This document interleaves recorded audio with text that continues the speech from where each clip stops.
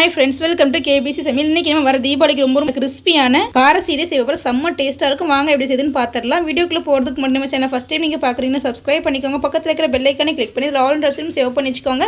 அப்பதான் நான் போடக்கூடிய ஒவ்வொரு வீடியோஸ் நோட்டிஃபிகேஷன் வரும். Subscribe பண்ணாம பார்க்குற புது வியூவர்ஸ் மறக்காம Subscribe பண்ணி சப்போர்ட் பண்ணுங்க. வாங்க வீடியோக்குள்ள போகலாம். ஒரு ஈரமில்லாத மிக்ஸி ஜார்ல ஒரு 50 கிராம் அளவுக்கு பொரியல்ல வந்து சேர்த்துக்கலாம். இது நல்லா ஃபைன் பவுடர் அரைச்சு எடுத்துப்போம். இந்த அளவுக்கு நல்லா அரைச்சி வந்து எடுத்தாச்சு. நல்லா ஃபைனாக அரைச்சிக்கோங்க, குறகுறப்பாக அரைக்க வேண்டாம். இந்த அளவுக்கு ஃபைனாக அரைச்சிக்கோங்க. ஒரு கொஞ்சம் குறகுறப்பாக இருந்துச்சு அப்படின்னா கொஞ்சம் சளிச்சு வந்து எடுத்துக்கோங்க. இதை வந்து வேற ஒரு மிக்சிங் பவுலில் வந்து சேர்த்துக்கலாம். நம்ம இந்த மாதிரி வெறும் அரிசி மாவு மட்டும் சேர்க்காம இந்த மாதிரி பொரிகடலாம் சேர்க்கும் போது நல்லா கிறிஸ்பியாக வந்து வரும். வெறும் அரிசி மாவு மட்டும் சேர்த்தோம் அப்படின்னா ரொம்ப ஹார்டாக வந்துருக்கும். இப்போ அதே ஜாரில் ஒரு 6-7 வத்தலை வந்து சேர்த்துக்கிறேன். அந்த சின்ன வத்தலை இருக்கிறனால ஒரு 6 வத்தல் கிட்ட சேர்க்குறேன்.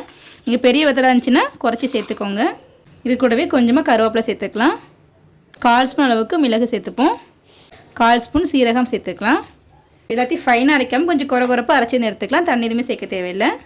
இப்போ இந்த மாதிரி அரைச்சி எடுத்தாச்சு. ரொம்ப ஃபைனாக இல்லாமல் இந்த அளவுக்கு குறகுறப்பாக இருக்கணும். இந்த மாதிரி சேர்த்துலாம் செய்ய மாட்டோம். செஞ்சு பாருங்கள், செம்ம வாசம் அவ்வளோ டேஸ்ட்டாக வந்துருக்கும். விரும்பி சாப்பிடுவாங்க. ஒரு மிக்சிங் பவுலில் ஒரு 200 கிராம் அளவுக்கு அரிசி மாவு வந்து எடுத்துருக்கேன். அது சேர்த்துப்போம். நீங்கள் வீட்டில் செஞ்சது கடையில் வாங்கினா எதனாலும் யூஸ் பண்ணிக்கலாம். கொஞ்சமாக தான் முறுக்கு செய்யலாம், கொஞ்சமாக வந்து எடுத்துருக்கிறேன். 200 கிராம் அரிசி மாவுக்கு 50 கிராம் அளவுக்கு பொரியல்லையே இந்த மாதிரி அரைச்சி வச்சுருக்கு. அதையும் சேர்த்துப்போம். இப்போ நம்ம அரைச்சி வச்சுருக்க அந்த மசாலாவை இந்த கூடவே சேர்த்துப்போம். இதெல்லாம் சாதாரணமாக தான் வந்து செய்வோம். இந்த மாதிரி நீங்கள் செஞ்சு பாருங்கள். அப்புறம் எப்போனாலும் இதே மாதிரி தான் செய்வீங்க. தேவையான அளவுக்கு உப்பு வந்து சேர்த்துப்போம். எல்லாத்தையும் சேர்த்து நல்லா மிக்ஸ் பண்ணிக்கலாம். அவ்வளோ வாசமாக இருக்கும். ரொம்ப டேஸ்ட்டாக வந்துருக்கும். நல்லா மிக்ஸ் பண்ணியாச்சு. மேலே வத்தல் மிளகு சேர்த்துருக்கனால வத்தத்தில் எதுவுமே சேர்க்கலை. அளவுக்கு நல்லா மிக்ஸ் பண்ணியாச்சு.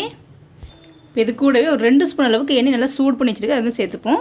பாருங்கள், இந்த அளவுக்கு நல்லா சூடாக இருக்கணும். சூடு சேர்த்துணும். இந்த மாதிரி நல்லா பபிள்ஸ் வந்து வரணும். இப்போ சூடாக இருக்கிறனால ஒரு கரண்டி வச்சு அதை நினச்சி நல்லா மிக்ஸ் பண்ணி விட்டுக்கலாம். அந்த மாதிரி எண்ணெயை வந்து சூடு பண்ணி சேர்க்கும் போது நல்லா கிறிஸ்பியாக வந்து கிடைக்கும். நீங்கள் எண்ணெய்க்கு பதிலாக பட்டர் கூட சேர்த்துக்கலாம். அதுவும் நல்லா கிறிஸ்பியாக இருக்கும்.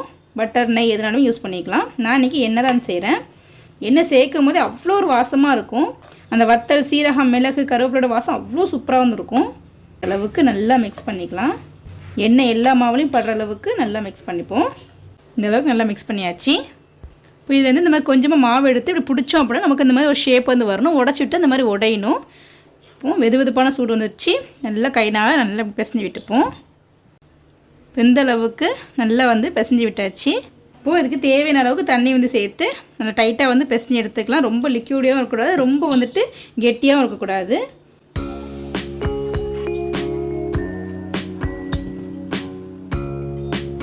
நான் வந்து கொஞ்சமாக சேர்த்துருக்கனால பொரியல் எல்லாமே அதுக்கு தகுந்த மாதிரி போட்டிருக்கிறேன். நீங்கள் எவ்வளோ அரிசி மாவு எடுக்கிறீங்களோ அதுக்கு தகுந்த மாதிரி பொரியலோட அளவில் கூட்டியோ குறைச்சியோ சேர்த்துக்கோங்க. இந்த அளவுக்கு நல்லா மிக்ஸ் பண்ணியாச்சு. பாருங்கள், ரொம்ப வந்துட்டு கெட்டியாகவும் இல்லை, ரொம்ப வந்துட்டு லிக்யூடியாகவும் இல்லை. இந்த அளவுக்கு வந்து இருக்குது. ரொம்ப சூப்பரான ரெசிபி, ரொம்ப ஈஸியான ரெசிபி. இப்போ ரெடி ஆகிடுச்சு. இதுலேருந்து சின்ன சின்ன பால்ஸாக வந்து பிடிச்சி எடுத்துக்கலாம். ரொம்ப பெருசாக வேண்டாம், ரொம்ப சின்னதாகவும் வேண்டாம். இந்த மாதிரி நல்லா வந்து பிடிச்சி வந்து எடுத்துப்போம். கையில் ஒட்டாமல் இருக்கிறதுக்காக லைட்டாக எண்ணெய் வந்து தடவிக்கோங்க. கொஞ்சம் கூட கிராக் எதுவுமே இல்லாமல் இந்த அளவுக்கு மீடியமான சைஸில் பிடிச்சி வந்து எடுத்துக்கலாம். இதே போல் எல்லாத்தையுமே வந்து பிடிச்சி வந்து எடுத்துப்போம்.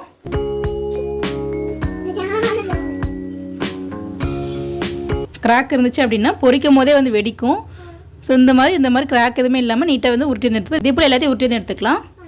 எல்லாத்தையுமே இந்த மாதிரி உருண்டை பிடிச்சி வச்சுட்டு ரொம்ப பெருசாகவும் இல்லாமல் ரொம்ப சின்னதாகவும் இல்லாமல் இந்த அளவுக்கு உருண்டை பிடிச்சி வச்சுருக்கு. ரொம்ப பெருசாக பிடிச்சோம் அப்படின்னாலும் நமக்கு வந்து உள்ளே வந்து வேகாது. வெளியில் மட்டும் கிறிஸ்பியாக இருக்கும், உள்ளே அப்படியே மாவாகவே இருக்கும்.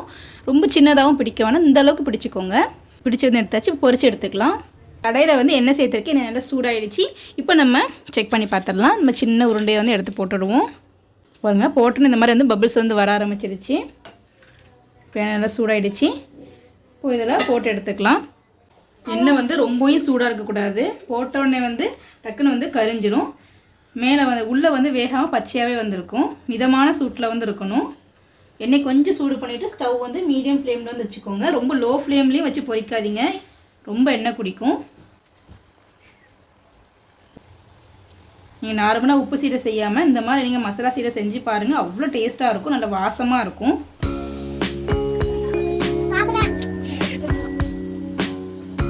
ஒரே நேரத்தில் மொத்தத்தையும் சேர்க்காமல் கடையோட அகலத்தை பொறுத்துட்டு கொஞ்சம் கொஞ்சமாக போட்டு பொரிச்சு எடுத்துக்கோங்க. போட்ட உடனே பரட்டி போட்டுறாதீங்க. கொஞ்சம் வெந்து செட் ஆனதுக்கப்புறம் பரட்டி போட்டுக்கோங்க. ரொம்ப சாஃப்டாக இருக்கிறனால அவ்வளோமே வந்து பிரிஞ்சிரும். மிதமான தீயில வச்சு நல்லா பொரிச்சு எடுத்துக்கலாம். இப்போ கொஞ்சம் வெந்திருக்கும். இந்த மாதிரி மெதுவாக வந்து கலந்து விட்டுக்கலாம். ஜென்டிலாக உடையாமல் நல்லா கலந்து விட்டுப்போம். இந்த மாதிரி எல்லாத்தையும் கலந்து விட்டாச்சு. ஸ்டவ் மீடியம் ஃப்ளேம்லேயே வச்சு நல்லா மொறுமொறுப்பாக பொரிச்சு வந்து எடுத்துக்கலாம். இப்போ பாருங்கள் பபிள்ஸும் நல்லா குறைஞ்சி வந்து கலர் நல்லா இந்தளவுக்கு சேஞ்ச் ஆகியிருக்கு. இப்போ நல்லா எண்ணெயை வடிச்சிட்டு எடுத்து வந்து வச்சிடலாம். பாருங்கள் கொஞ்சம் கூட எதுவுமே வெடித்து வரவே இல்லை, ரொம்ப சூப்பராக வந்திருக்கு. சவுண்ட் பார்த்தாலே தெரியும், செம்ம கிறிஸ்பியாக இருக்கும். சூடாக இருக்கும்போது லைட்டாக சாஃப்டாக இருக்கிற மாதிரி இருக்கும், கொஞ்சம் ஆறுனதுக்கப்புறம் ரொம்ப சூப்பராக வந்திருக்கும்.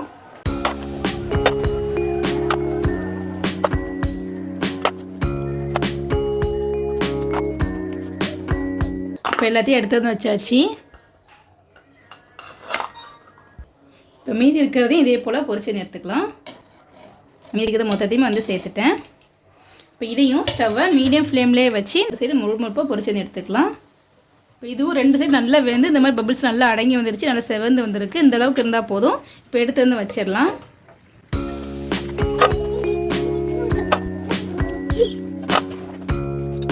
எல்லாத்தையுமே பொரிச்சு வச்சுட்டு ரொம்ப சூப்பராக கிறிஸ்பியாக இருக்கும், ரொம்ப வாசமாக ரொம்ப டேஸ்ட்டாக இருக்கும். கண்டிப்பாக நீங்களும் வீட்டில் ட்ரை பண்ணி பாருங்கள். வர தீபாவளிக்கு செஞ்சு பாருங்கள், அவ்வளோ சூப்பராக வந்துருக்கும்.